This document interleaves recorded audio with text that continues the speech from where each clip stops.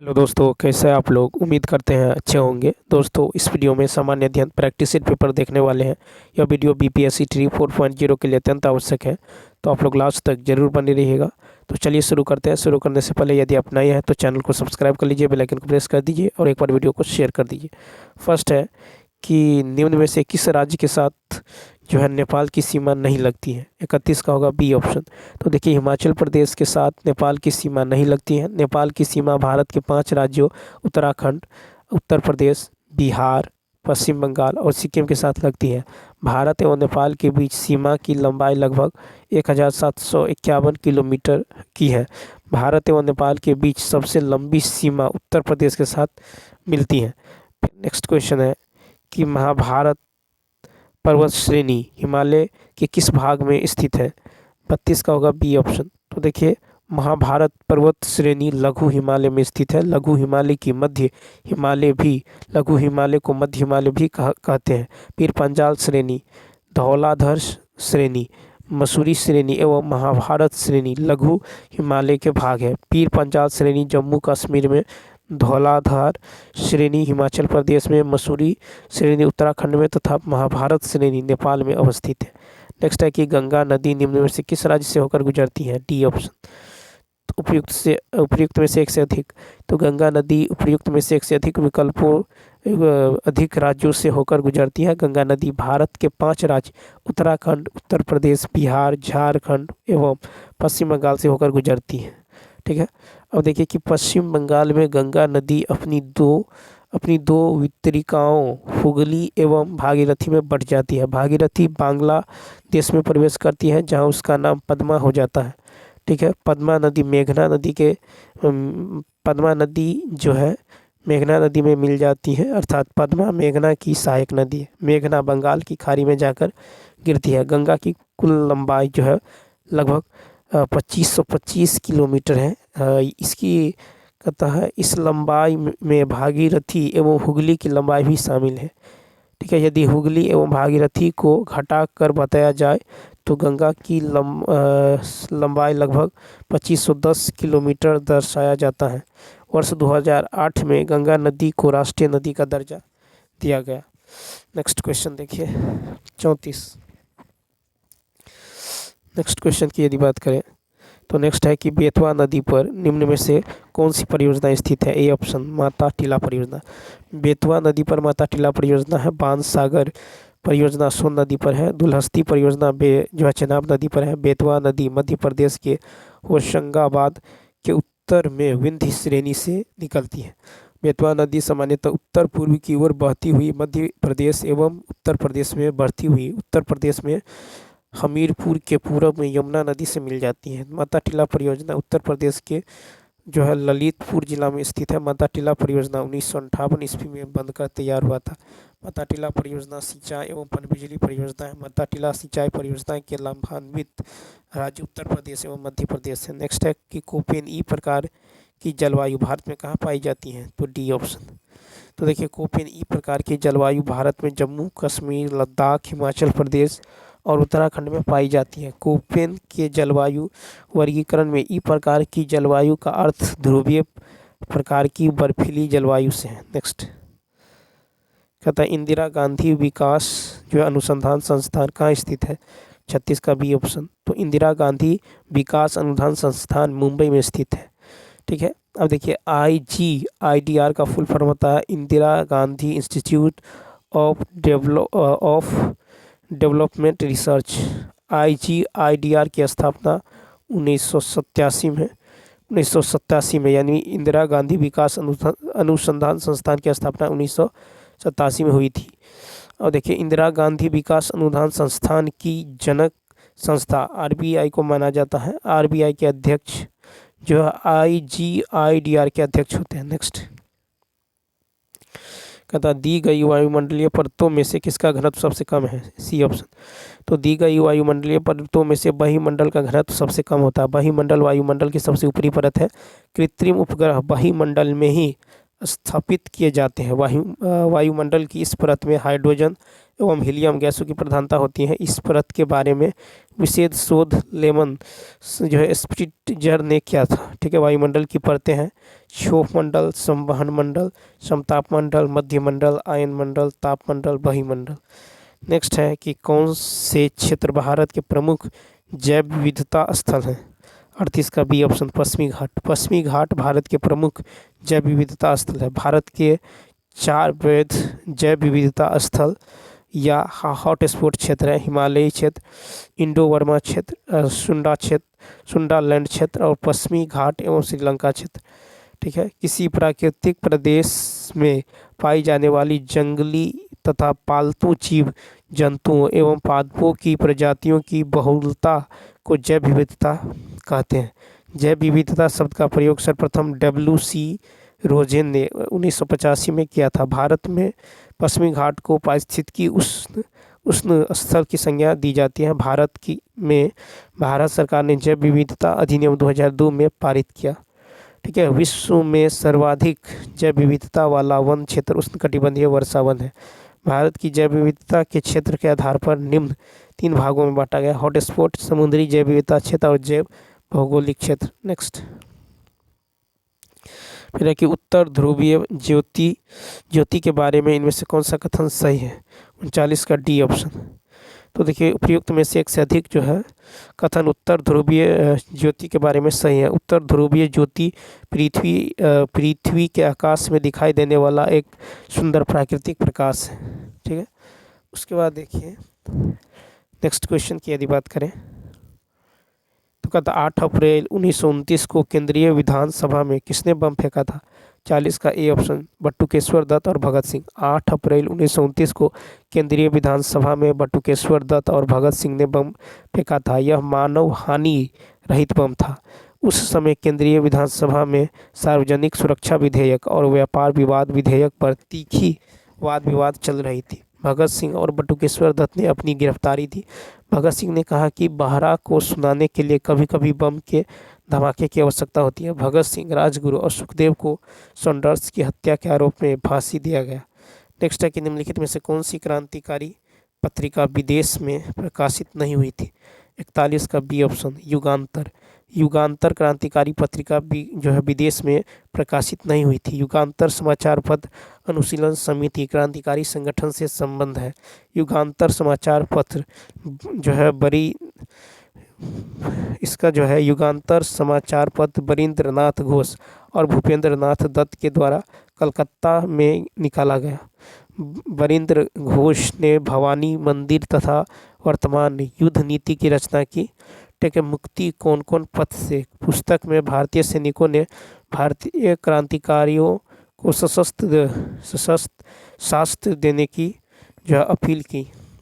Indian socialist जो है श्यामजी कृष्ण वर्मा द्वारा निकाला गया। 1909 में दी तलवार समाचार पत्र वीरेंद्र नाथ चट्टोपाध्याय द्वारा बर्लिन से निकाला गया। फ्री हिंदुस्तान समाचार पत्र जो वैंकूवर से तारक नाथ दास द्वारा निकाला गया। वैंकूवर से वंदे मातरम का प्रकाशन मैडम कामा ने की। नेक्स्ट है कि बुलंद दरवाज़ा किस शहर में स्थित है। E option. तो देखिए, बुलंद दरवाज़ा फतेहपुर सीकरी में स्थित है। बुलंद दरवाज़ा का निर्माण अकबर ने करवाया था। बुलंद दरवाज़ा गुजरात विजय के उपलक्ष्य में बनाया गया। अकबर द्वारा गुजरात पर विजय 1572 ईस्वी में किया गया। उस समय गुजरात के शासक मुजफ्फर शाह जो है थर्ड था। फतेहपुर सीकरी में पंचमहल सबसे महत्वपूर्ण है। फतेहपुर सीकरी में शेख सलीम चिश्ती का दरगाह जो है, बीरबल महल और मरियम महल आदि की महत्वपूर्ण है। चार मीनार हैदराबाद में स्थित है। चित्तौड़गढ़ में विजय स्तंभ है और विजय स्तंभ जो है राणा कुंभ द्वारा बनाया गया था। नेक्स्ट है कि ब्रिटिश संसद के अधिनियम के अंतर्गत प्रांतों में जिम्मेदार सरकार का प्रावधान किया गया था। तो 43 का ए ऑप्शन 1935 का अधिनियम। ब्रिटिश संसद 1935 के अधिनियम के अंतर्गत प्रांतों में जिम्मेदार सरकार का प्रावधान किया गया। भारत शासन अधिनियम 1935 के अंतर्गत राज्यों को स्वायत्तता दिया गया। 1935 एक्ट के अंतर्गत प्रथम बार समवर्ती सूची भी जोड़ा गया। 1935 के एक्ट के अंतर्गत प्रावधान किया गया। ठीक है, प्रधान किया संघ सूची संघ सूची में जो है 59 विषय, राज्य सूची में 54 विषय, समवर्ती सूची में 36 विषय। समवर्ती सूची पर भी राज्यों को कानून बनाने का अधिकार दिया गया, लेकिन राज्य और केंद्र के बीच जो है विवाद किसी विषय पर हो तो केंद्र को कानून को प्राथमिकता दी गई। भारतीय परिषद एक्ट 1892 के द्वारा भारत में अप्रत्यक्ष रूप से लोकतंत्र की शुरुआत हुआ। Next question. नेक्स्ट है कि मुस्लिम लीग की स्थापना किस शहर में हुई? C option. तो देखिए, मुस्लिम लीग की स्थापना ढाका शहर में हुई। 30 दिसंबर 1906 ईस्वी को मुस्लिम लीग की स्थापना ढाका में नवाब सलीमुल्लाह की अध्यक्षता में हुई। मुस्लिम लीग की स्थापना का तत्कालीन उद्देश्य मुसलमानों के अधिक से अधिक हित साधक के रूप में कार्य करना। 1940 में मुस्लिम लीग की अधिवेशन लाहौर में मोहम्मद अली जिन्ना की अध्यक्षता में। इस लाहौर अधिवेशन में जो है द्विराष्ट्र सिद्धांत दिया गया। 1943 में मुस्लिम लीग की अधिवेशन कराची में आयोजित हुआ, जिसकी अध्यक्ष जो है मोहम्मद अली जिन्ना ने किया। इस कराची अधिवेशन में मुस्लिम लीग ने जो प्रस्ताव पारित किया कि अंग्रेज भारत को बांटो और भारत छोड़ो। नेक्स्ट कथा, राजा राम मोहन राय ने के संबंध में इनमें से कौन सा कथन सही नहीं है? C option. उन्होंने आर्य समाज की स्थापना की। राजा राम मोहन राय के संबंध में कथन सही नहीं है कि उन्होंने आर्य समाज की स्थापना की। आर्य समाज की स्थापना दयानंद सरस्वती ने 1875 ईस्वी में बॉम्बे में किया था। आर्य समाज का सबसे महत्वपूर्ण पुस्तक सत्यार्थ प्रकाश है। सत्यार्थ प्रकाश को आर्य समाज का बाइबिल कहा जाता है। राजा राम मोहन राय को राजा की उपाधि मुगल शासक अकबर सेकंड ने दिया, जब राजा राम मोहन राय ने उसका पेंशन पुनः चालू करवा दिया। राजा राम मोहन राय भारतीय पत्रकारिता के जनक हैं। 46 है कि भारतीय राष्ट्रीय कांग्रेस के कराची अधिवेशन का आयोजन 1931 में किया गया। इसकी अध्यक्षता किसने की? बी ऑप्शन, सरदार वल्लभ भाई पटेल। तो भारतीय राष्ट्रीय कांग्रेस के कराची अधिवेशन का आयोजन 1931 में किया गया। इसकी अध्यक्षता सरदार वल्लभ भाई पटेल ने किया। सरदार पटेल ने केवल एक कांग्रेस अधिवेशन की अध्यक्षता की।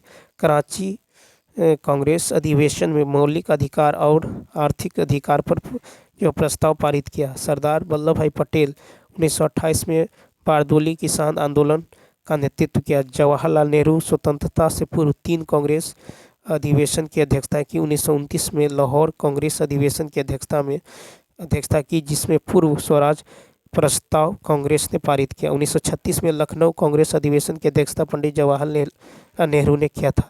इस अधिवेशन में पंडित नेहरू ने कहा कि मैं एक समाजवादी हूँ। 1937 में फैजपुर अधिवेशन की अध्यक्षता पंडित जवाहरलाल नेहरू ने किया। 1924 में कांग्रेस अधिवेशन की अध्यक्षता गांधी जी ने किया। 1948 ईस्वी में जयपुर कांग्रेस अधिवेशन की अध्यक्षता पट्टाभी सीतारामैया ने किया 1948 में। नेक्स्ट है कि खाली स्थान का नाम जो है गद्दाधर चट्टोपाध्याय था। C option.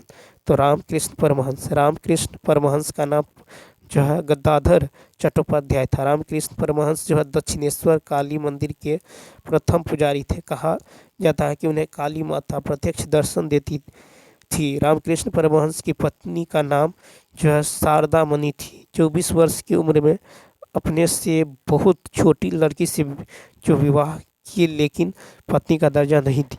फिर रामकृष्ण परमहंस के शिष्य नरेंद्र दत्त था। नरेंद्र दत्त जो है विवेकानंद का बचपन का नाम था।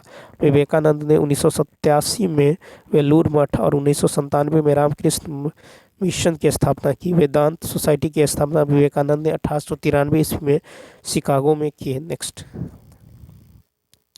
पूना समझौता किससे संबंधित है? ए ऑप्शन, पिछड़े वर्गों के लिए चुनावी सीटों के आरक्षण से। ठीक है, पूना पैक्ट जो है 24 सितंबर 1932 को जो है गांधी अंबेडकर के बीच हुआ। इस समझौते द्वारा प्रांतीय विधानसभा में हरिजनों हेतु आरक्षित सीटों की संख्या 71 से बढ़ाकर 147 कर दिया गया।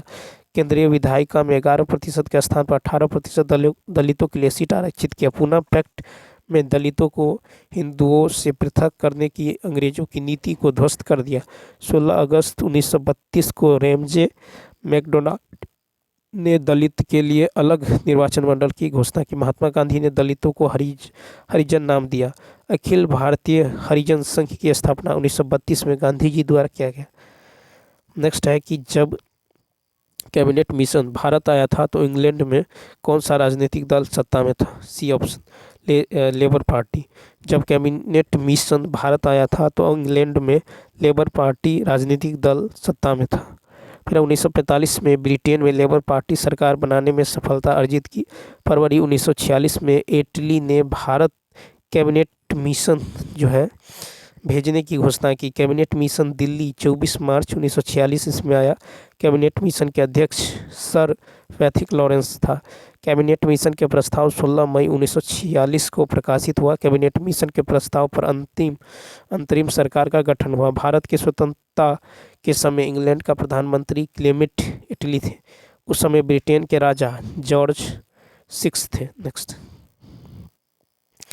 फिर कहता है कि किस अनुच्छेद में यह प्रावधान किया गया है कि राष्ट्रपति के आदेश द्वारा एक अंतर्राज्यीय परिषद का गठन किया जा सकता है।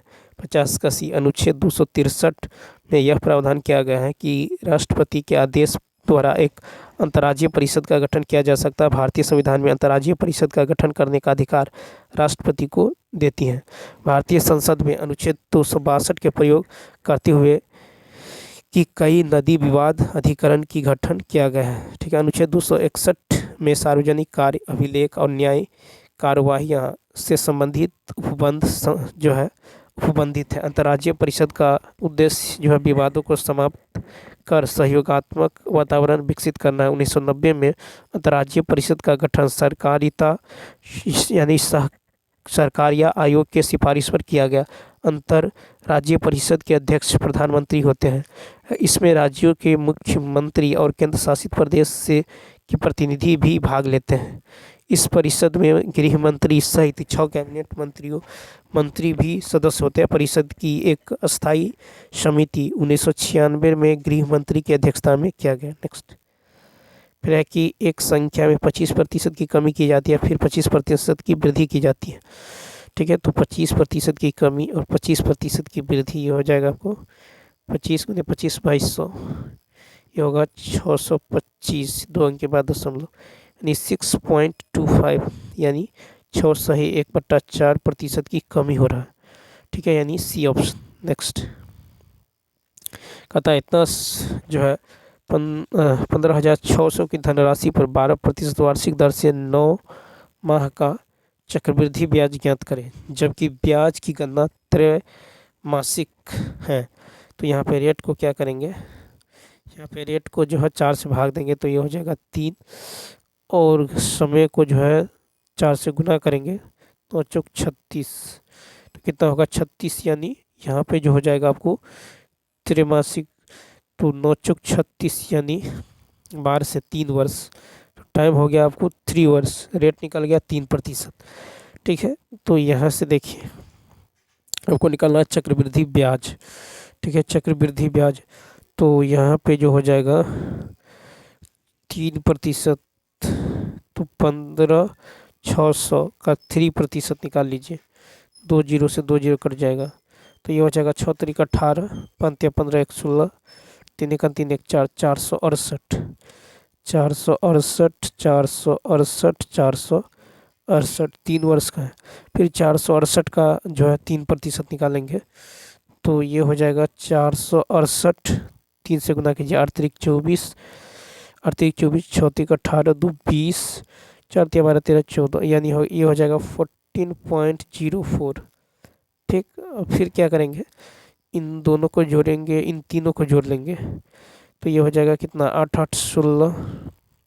ठीक है, 8 8 16, 8 दूनी 16, 6 3 12 1 13, 4 2 8 1 9, उसमें 14.04 जोड़ दीजिए तो ये हो जाएगा 4 0, 6 4 10, 3 4 1 5, ये हो जाएगा कितना 9, यानी 950.04, 950.04। इसको फिर 3% निकाल लीजिए इसका तो ये हो जाएगा कितना 4 × 12। ठीक है, 4 × 12, 4 × 12 0, फिर 5 × 15, 9 × 27 = 28, फिर यहाँ पे देखिए 2 अंक के बाद फिर दशमलव हो जाएगा तो 4 अंक के बाद आ जाएगा तो ये दशमलव यहाँ आ जाएगा 28 दशमलव। ठीक है, 28 दशमलव इतना। अब क्या करेंगे, हमको चक्रवृद्धि ब्याज निकालना है तो सबको यदि आप जोड़ देते हैं, इस सब को जोड़िएगा तो कितना हो जाएगा, तो देखिए ये हो जाएगा 8 त्रिक 24, 34 18 2 20, 4 तिया 12 13 14, ठीक है। और उसके बाद इसमें फिर इतने इस दोनों को जोड़िए, तो ये हो जाएगा कितना, ये हो जाएगा 8 4 12, ठीक है। 8 4 12 2 3 1 4, ठीक है। और दशमलव जो है उधर है, तो ये 4 2 6 4 4 1, ठीक है। ये 1446.54 होगा, ठीक है। 1446 और 54, 1446.54, यानी इसका राइट आंसर हो जाएगा बी ऑप्शन। क्या हो जाएगा, बी ऑप्शन। नेक्स्ट क्वेश्चन यदि देखें तो नेक्स्ट क्वेश्चन भी देख सकते हैं, यानी तो इसको एक अलग मेथड से भी बना सकते हैं। देखिए सी आई कैसे निकालेंगे, तो 3 × 3, ठीक है, 3 × 3 प्लस, फिर यहाँ पे होगा 3 × 3, ठीक है, ×3/100, ठीक है। इस तरह से भी आप निकाल सकते हैं, 3 × 3 × 3 बट्टा में, यहाँ पे इतना जीरो, इसको सॉल्व करेंगे इस तरह से भी निकाल सकते हैं। इसका बी ऑप्शन क्या होगा, राइट होगा। नेक्स्ट देखिए, एक पंखे का अंकित मूल्य इतना है, इसे इतना रुपये में बेचा जाता है, तो छूट बताइए। तो ये हो जाएगा 1780 माइनस 1655.40, यानी ये हो गया 124.6, ठीक है। तो 124.6 बट्टा में 1780 गुना में 100, यानी 7%, यानी ए ऑप्शन। नेक्स्ट 54 है कि समान लंबाई की दो ट्रेन ए और बी जो है समांतर पटरियों पर एक ही दिशा में जो है इतना और इतना किलोमीटर प्रति घंटा की चाल से चल रही हैं, तो ट्रेन ए ट्रेन बी को 1 मिनट में पार करती है। प्रत्येक ट्रेन की लंबाई, अब देखिए समान लंबाई की है, तो समान लंबाई की है तो ये हो जाएगा आपको 12, मान लीजिए लंबाई एल मानते हैं, तो 12, और नीचे में जो है ये दोनों एक ही दिशा में जा रहा है, तो घट जाएगा, चाल घट जाएगा, तो ये हो जाएगा कितना, 8 में से 4 गया 4 दशमलव, ठीक है। और 4 6 में से 5 गया 1, इतना बराबर जो हो जाएगा। अब कहता है 1 मिनट समय लगता है, तो 1 मिनट समय लगता है, तो यहाँ पे हो जाएगा आपको 1, ठीक है। यहाँ पे जो हो जाएगा आपको हो जाएगा 1, हमको चाहिए लंबाई मीटर में, ठीक है। तो 1 मिनट बराबर मान लेते हैं, 1 मिनट बराबर 60 सेकेंड, ठीक है। इसको जो है क्या करते हैं, मीटर पर सेकेंड में कन्वर्ट कर लेते हैं, तो 5 ऊपर 18, ठीक है, 5/18 से गुना कर देते हैं, ठीक है, चाल को मीटर पर सेकेंड में कन्वर्ट करने के लिए, ठीक है। तो अब देखिए यहाँ पे जो हो जाएगा, काट लीजिए, कटने वाला है तो इसको जो है 2 से काटेंगे, तो ये कट जाएगा 30, 6 त्रिक 18, 6 पंचे 30, ठीक है। और ये 3 से कट जाएगा, 3 चौका 12, 3 अट्ठे 24, ठीक है। तो यहाँ पे जो एल निकल जाएगा, ये निकल जाएगा आपको, और देखिए ये 5 बचा हुआ है, तो ये हो जाएगा 5 × 8 पंचे 40, और 5 चौका 20, 4 24, यानी 5 चौका 20, 5 10 2 12, यानी लंबाई जो निकल गया, ये निकल गया 120 मीटर। इसका राइट आंसर होगा सी ऑप्शन। नेक्स्ट अब देखिए यहाँ पे x की जगह क्या आएगा, औसत दे दिया गया है 35, तो इस सभी का जोड़ जो है 23 + 27 + 29 + 36 + 47 + x/6 बराबर कितना है, 35, ठीक है। यानी x का मान जो निकल जाएगा, ये निकल जाएगा 210 माइनस 162, यानी x का मान निकल जाएगा 48, सी ऑप्शन। नेक्स्ट देखिए कहता है एक निश्चित कूट में जो है अर्थ को इस तरह लिखा जाता है, तो उसी कूट भाषा में ऑर्बिट को कैसे लिखा जाएगा। तो यहाँ पे यदि हम देखें तो देखिए यहाँ पे h आता है 8 पे, तो यहाँ पे 8 लिखा गया, t आता है 20 पे, r आता है 18 पे, a आता है 1 पे, e आता है 5 पे। तो इसी तरह हम यदि लिखें तो देखिए t20, i आता है 9 पे, b आता है 2 पे, r 18 पे, o 16 पे, o आता है 15 पे, ठीक है।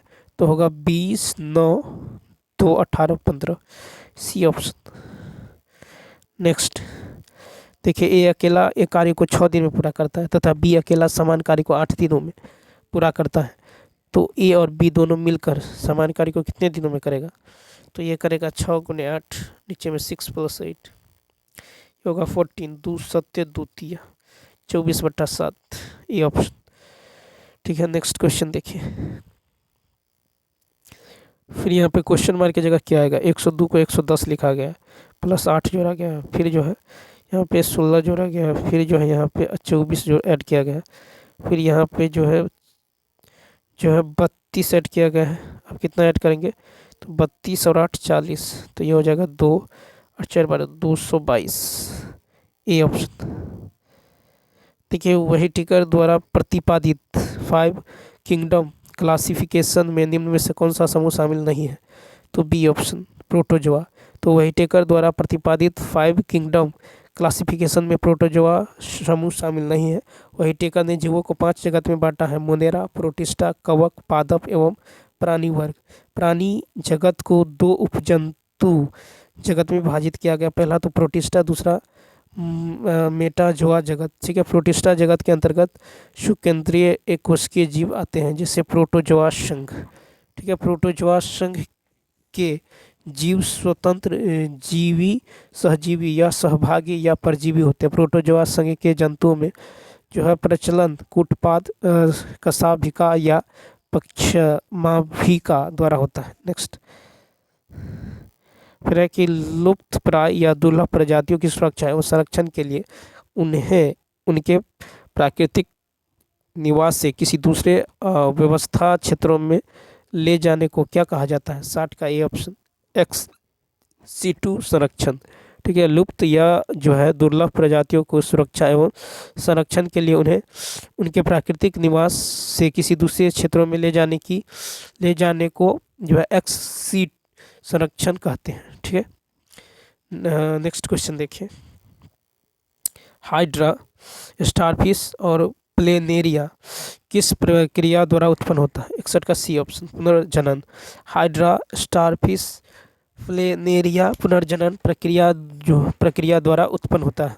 फिर है कि संघ इकाई नोईमेटा के जीव स्टारफिश है, और प्लेनेरिया संघ जो है प्लेटी हेलमिन्थीज के जीव है। हाइड्रा जो है निडेरिया संघ के जीव है। निडेरिया संघ के जीव अलैंगिक प्रजनन, मुकुलन द्वारा तथा लिंगी प्रजनन जो युग्मकों द्वारा होता है। प्लेनेरिया स्वतंत्र जीवी प्राणी है। नेक्स्ट है कि एक अधातु का इलेक्ट्रॉनिक विन्यास है, तो 285 इलेक्ट्रॉनिक विन्यास अधातु का है, 285 ये ऑप्शन। ठीक है, उसके बाद देखिए सोडियम का इलेक्ट्रॉनिक विन्यास होता है 281, 11 होता है 281। ठीक है, नेक्स्ट क्वेश्चन है कि सोडियम सल्फेट का रासायनिक सूत्र, ए ऑप्शन। तो सोडियम सल्फेट का रासायनिक सूत्र होता है Na2SO4। सोडियम हाइड्रोक्साइड का होता है NaOH, sodium hydroxide. Sodium carbonate का होता है Na2CO3 × 10H2O, सोडियम कार्बोनेट का। सोडियम बाइकार्बोनेट का होता है NaHCO3। ठीक है, सोडियम क्लोराइड का होता है NaCl। ठीक है, उसके बाद सोडियम सल्फेट को जो है ग्लोबल साल्ट भी कहते हैं। नेक्स्ट क्वेश्चन 64 है कि आवृत बीजी पौधों की पत्तियों में खालिस्तान प्रकार की सिरा की रचना होती है, 64 का बी 2। तो आवृत बीजी यानी एंजियोस्पर्मिक पौधों की पत्तियों में 2 प्रकार की सिरा रचना होती है। आवृत बीजी उपसमूह के पौधों में बीज फल के अंतर होते हैं। इनके पौधों में जड़, पत्ती, फूल, फल एवं बीज सभी पूर्ण विकसित होते हैं। इस उपसमूह के पौधों में बीजपत्र होते हैं। ठीक है, नेक्स्ट कहता है किसी माध्यम की प्रकाश को परावर्तित करने की क्षमता को उसके खाली स्थान द्वारा भी जो व्यक्त किया जाता है, 65 का ए, प्रकाश घनत्व द्वारा। ठीक है, तो किसी माध्यम की प्रकाश को परावर्तित करने की क्षमता को उसके प्रकाश घनत्व द्वारा भी व्यक्त किया जाता है। प्रकाश ऊर्जा के छोटे छोटे बंडलों या पैकेटों के रूप में जो है चलता है, जिन्हें फोटोन कहते हैं। ठीक है, और प्रकाश की फोटोन ऊर्जा hv प्लांक स्थिरांक 6.626 × 10⁻³ जूल सेकेंड होता है। फोटोन का सिद्धांत आइंस्टीन ने दिया। प्रकाश के वेग की गणना सबसे पहले रोमर ने की। वायु एवं निर्वात में प्रकाश की चाल सबसे अधिक होती है। ठीक है, चंद्रमा से परावर्तित प्रकाश को पृथ्वी तक आने में 1.28 सेकेंड का समय लगता है। पृष्ठीय तनाव के कारण वर्षा का बूंद गोल होता है। नेक्स्ट फिर होता है बल गुने विस्थापन किसके बराबर होता है, सी ऑप्शन, कार्य के बराबर। तो बल गुने विस्थापन जो है कार्य के बराबर होता है। संवेग बराबर होता है वेग गुने द्रव्यमान। आवेग बराबर होता बल गुने समय अंतराल, दाब बराबर होता बल बटा क्षेत्रफल, कार्य करने की क्षमता को ऊर्जा कहते हैं, शक्ति बराबर होता है कार्य बटा समय, संवेग और गतिज ऊर्जा में संबंध होता है √2m काइनेटिक एनर्जी। नेक्स्ट है कि मिस वर्ल्ड 2023 प्रतियोगिता का आयोजक देश है, ए ऑप्शन। तो मिस वर्ल्ड 2023 प्रतियोगिता का आयोजक देश भारत है। मिस वर्ल्ड प्रतियोगिता की शुरुआत 1951 में हुआ था, जिसमें पहली बार मिस वर्ल्ड का खिताब किकी हॉकिंसन ने जीती है। 2023 से पहले 1996 में मिस वर्ल्ड प्रतियोगिता का आयोजन भारत में किया गया था। भारत की पहली मिस वर्ल्ड विजेता रीता फारिया 1966 थी। कुल 6 मिस वर्ल्ड भारत के द्वारा अभी तक जीती गई है, जिसमें रीता फारिया, ऐश्वर्या राय, डायना हेडन, ठीक है, युक्ता मुखी, प्रियंका चोपड़ा और जो है मानवी छिल्लर नाम शामिल है, मानुषी छिल्लर। नेक्स्ट, मध्य प्रदेश में आयोजित खेलो इंडिया यूथ गेम्स 2023 में आकाश कुमार ने किस खेल में स्वर्ण पदक जीता था, सी ऑप्शन। तो तलवारबाजी। मध्य प्रदेश में आयोजित खेलो इंडिया यूथ गेम्स 2023 में जो है बिहार के आकाश कुमार ने जो है तलवारबाजी में स्वर्ण पदक जीता है। नेक्स्ट देखिए, खेलो इंडिया यूनिवर्सिटी गेम्स 2023 का आयोजन उत्तर प्रदेश में किया गया। नेक्स्ट है, जुलाई 2023 में कौन सा देश संघाई सहयोग संगठन का स्थायी सदस्य बना है, तो 69 का होगा, ए ऑप्शन, ईरान।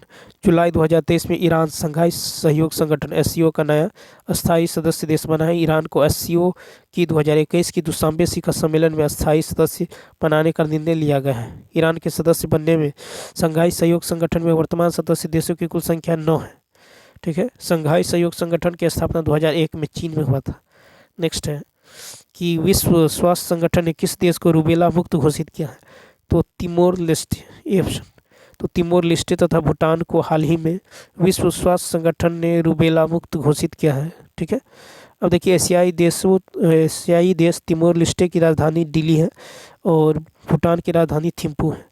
आसियान देशों के समूह में 11वां नया सदस्य देश के रूप में तिमोर लेस्टे को जो है बनाया गया है। तो चलिए दोस्तों, इस वीडियो में इतना ही। यदि यह वीडियो अच्छा लगा हो तो लाइक, शेयर और सब्सक्राइब करना न भूलें। Thanks for watching.